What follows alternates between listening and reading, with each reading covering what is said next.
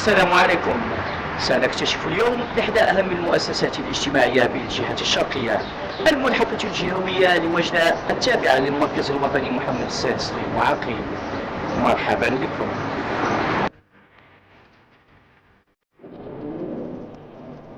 على مساحة 5000 متر مربع وسط الحي الإداري الجديد تتربع الملحقة الجهوية لوجدة.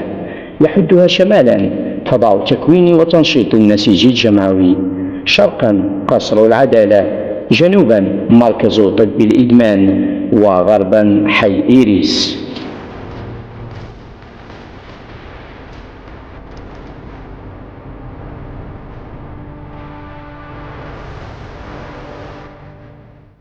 المؤسسة التي أشرف على تدشينها صاحب الجلالة نصره الله في 9 يونيو 2011 تقدم خدمات متنوعة لفائدة الأشخاص في وضعية إعاقة.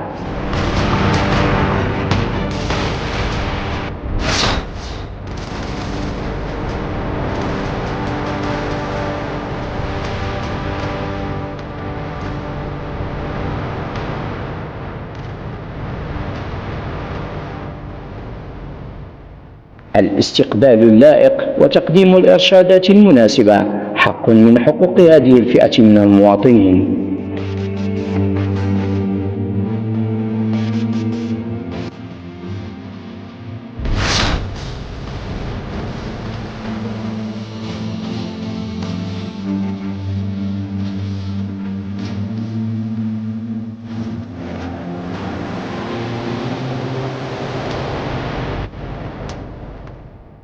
طاقم طبي من خيرة الأخصائيين يسهر على تلبية حاجيات الأطفال الصحية.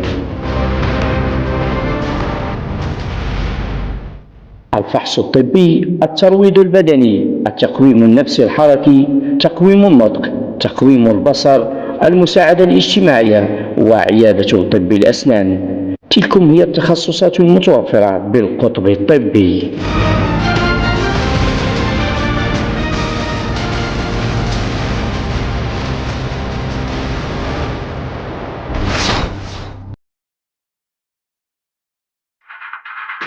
القطب الاجتماعي التربوي لا يخلو من النشاط والحيوية. أعمال يدوية هنا وألعاب ترفيهية هناك، ورشة تربوية وورشة للموسيقى والإيقاع. الحياة تعم أرجاء القطب.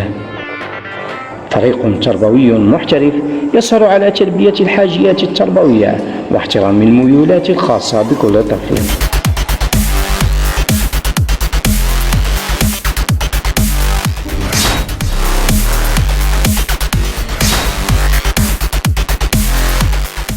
مياه منعشة وأحاسيس دافئة تجمع مؤطر السباحة بالأطفال في وضعية إعاقة. إليكم الآن ألبوما للصور يؤرخ لأنشطة المركز.